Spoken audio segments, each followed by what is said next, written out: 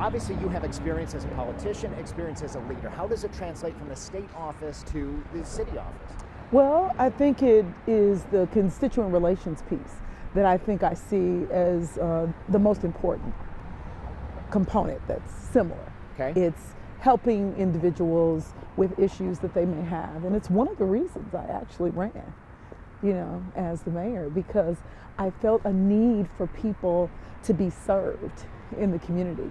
And then what I learned on the finance committee, 14 years on the finance committee with a $70 billion budget, definitely, some important things. When you talk about those issues that people need help with, obviously Milwaukee has its share of violence among them.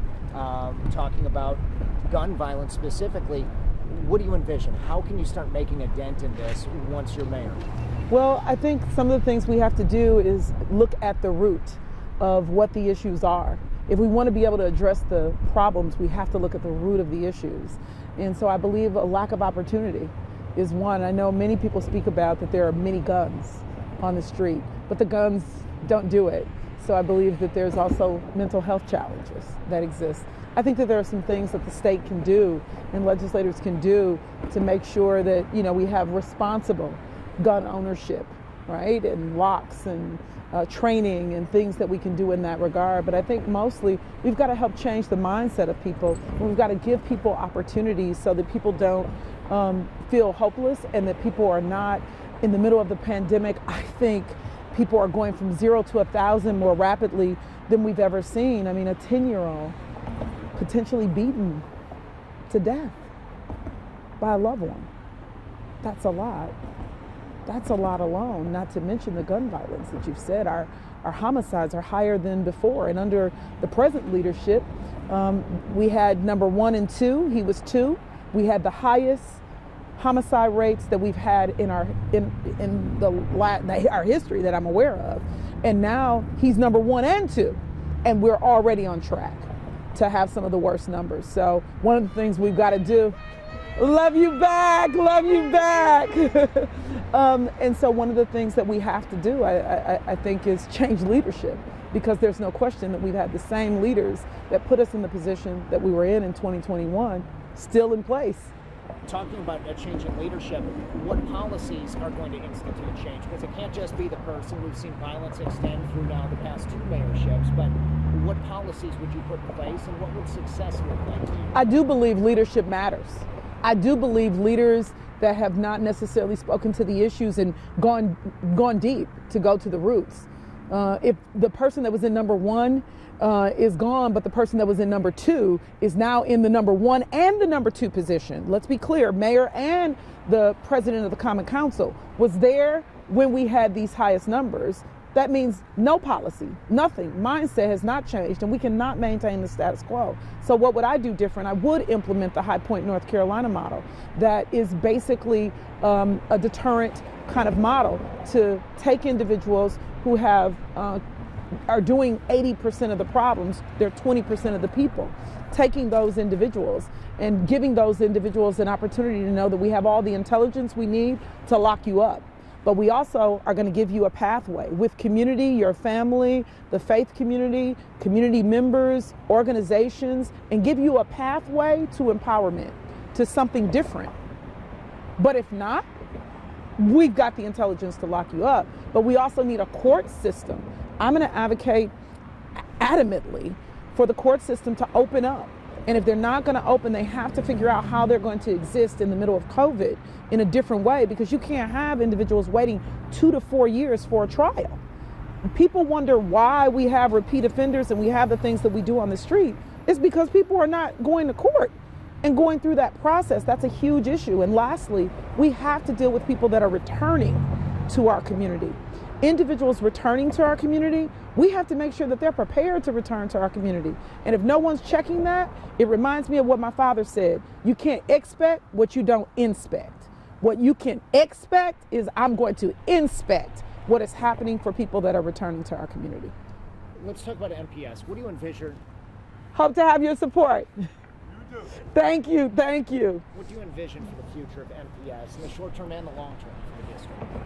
So one, as a mayor, I don't have an opportunity to be able to be that voice for what happens to MPS. That's the school board, the elected school board, as well as the superintendent. But I expect to use my position as mayor, my platform, to be able to make sure that our education system has the supports that it needs, that our buildings, that the place that our kids go, it's an environment that will foster not just learning, but people feeling safe. And then lastly, whatever they need, I want to be able to be a part of rolling up my sleeves. Look, I live on the block that I grew up on. I'm the girl that went to Rufus King High School. It was a school for the college bound. I honestly was multitasking everything but my homework back then and barely made it out of high school. Now kids have so much more on their plate than I did. What I know is that education is the thing that gave me a ticket to be able to do other things in life. I know that education is a necessity if we want to see different in the city. If we want public safety to be better, then we've got to make sure that education is better. So making sure that we're giving pathways to work, pathways to home ownership, and pathways to entrepreneurship for our young people, it's number one. Number one when it comes to education for me. You talked about help from the State House, from the Capitol, in many different aspects. You obviously have experience and understand those pathways. How can you convince people that you have a conduit, at least with communication, at least with having conversation, to bring, whether it's financial support or elsewhere, to the city? I think unlike any of my other colleagues that are in the race, other opponents that are in the race with me, I have a track record that shows that.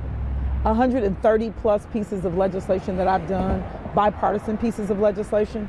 Shucks, I've been even primary because I worked across the aisle. So working across the aisle is something that I've done. I had more lunches, I think, with Scott Walker than I've had with Governor Evers. So when you get done, this is really about making sure that we're being the voice, you know, for Milwaukee. And something else that I've done is tried to find a way to meet in the center on issues. And I can't tell you that every time I get my way, but I can tell you that I'm always trying. And so people can know for sure that I'm familiar with the ride to Madison. I intend to continue to take it in order to be able to do everything I can to get us everything that's due us. Shared revenue. I want to know what other options do we have so that we can potentially move forward, because the pension for the police department, it's in beyond crisis mode. It's bad. And so I need to know what can we do right away, because I know a lot of people are talking about the sales tax, but that's not going to be right away. Not at all. So we've got to know what we can do immediately, because that's not coming without a legislative vote at the state level. And then I would assume they're going to require a referendum, because I believe the people should be able to have a voice in this. So let's finish with the things that you can do immediately.